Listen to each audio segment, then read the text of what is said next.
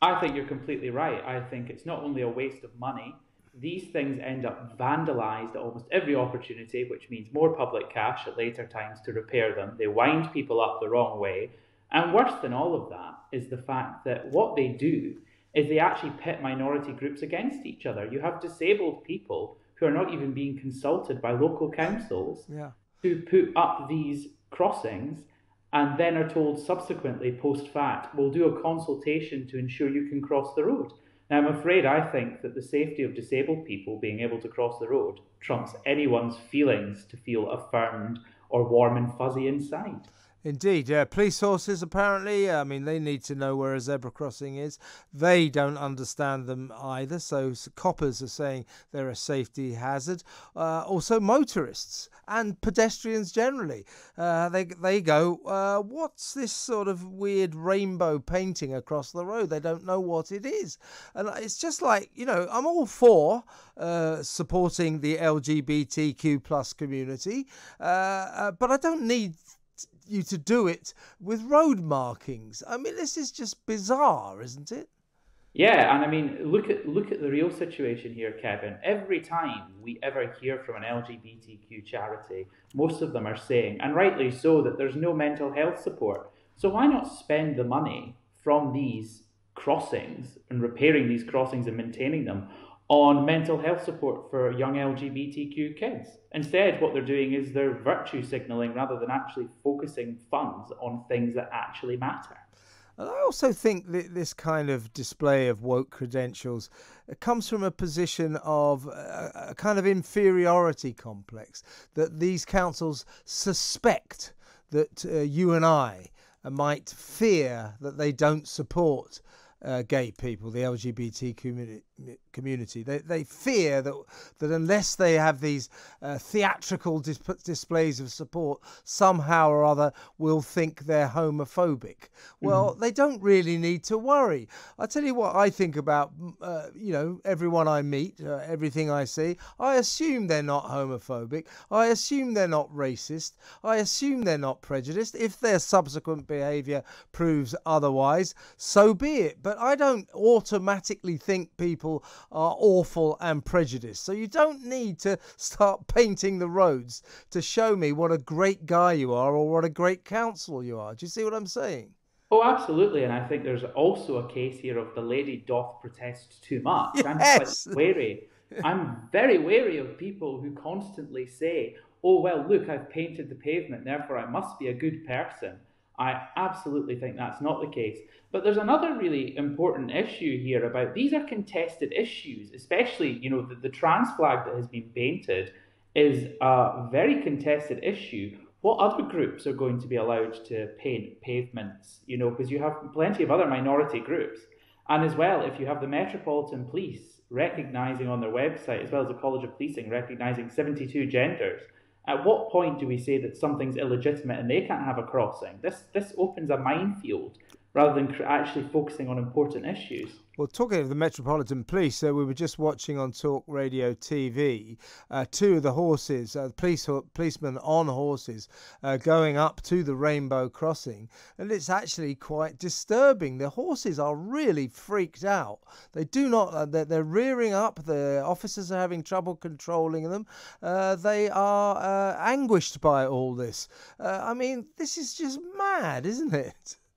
I mean, Kevin, what this is what you will have put to you, but what does it matter about horses and the police officer on the mounted officers? What does it matter about their safety when you're affirming someone's feelings? And I'm afraid this is the problem here in this country at the moment.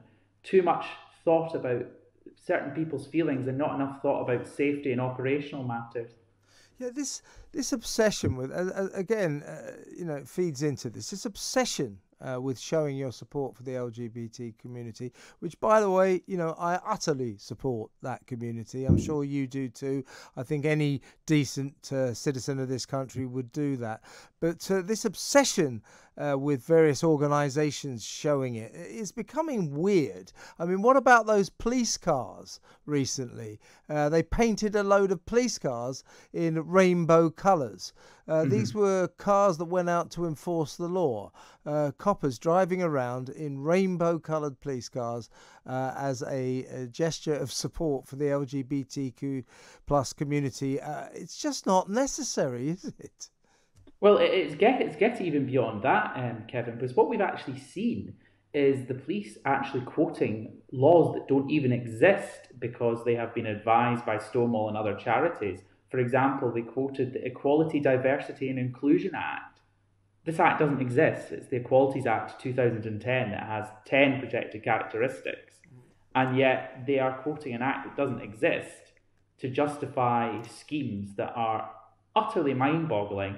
And quite frankly, I think most LGBTQ people in this country would rather have more police on the streets, more police answering the hate crimes that are apparently spiralling, and more police officers ready to deal and tackle with that, rather than having a painted car running around in special livery that seems to change every 5 minutes. I'm just sort of trying to scratch my head as to what Camden and Sutton Council, trust me, Robbie, other councils will see this and they'll follow suit. Oh, yeah. It'll become a thing all over the country soon. But I'm just trying to scratch my head what the councillors and the local officials were thinking when they came up with this idea. Do they think that a member of the LGBTQ plus community is going to walk past that rainbow crossing and go, well, I was in two minds about Camden Council, but now I've seen that rainbow crossing, I absolutely love Camden Council. I mean, it's just hard to get into the mindset of anyone who thought this was worth doing. It's just a waste of space, isn't it?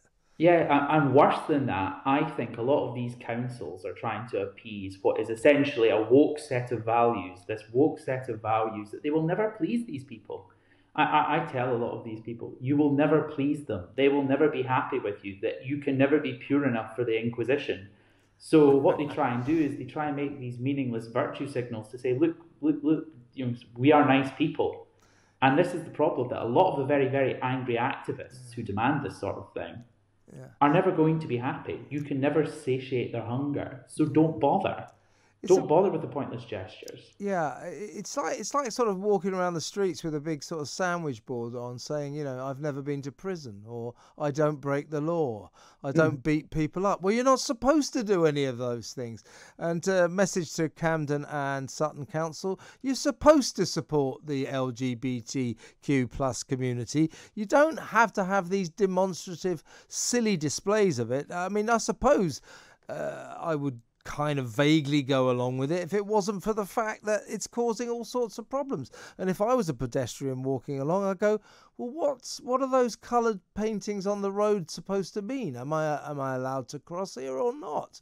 And then you saw those horses, blind people or visually impaired people can't get across because their dogs don't know what they're doing. These theatrical displays of support are causing more harm than good, aren't they? Yes, and I'd actually say that there's quite an opposition to a lot of this amongst kind of balanced and reasonable members of the LGBT community. I agree, exactly. Writer Gareth Roberts has written quite eloquently, I didn't campaign for rainbow crossings, I didn't campaign for police cars and special livery, I campaigned not to be beat up. Yes. I campaigned for my rights. And this is what we're seeing here. We're seeing essentially what is in many ways a post-rights movement that's achieved many of the rights that they've campaigned for, trying to justify their existence in some ways. So what they're doing is they're painting these crossings and declaring it. I mean, I don't know if you saw what Camden Council actually defended it as. They said it will save lives.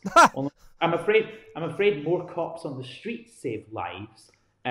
Quicker answers to calls of violent assault of people saves lives, not a little bit of paint on the street that you trod over. Yeah, which will definitely 100%, I think we can agree on that, not save lives. What a ludicrous thing to say. Great to talk, Robbie. Thank you very much. Robbie Travers there, political commentator. When we come back, your calls 0344 499 1000. I'm Kevin O'Sullivan. This is Talk Radio. Online, on DAB and on the Talk Radio app. Talk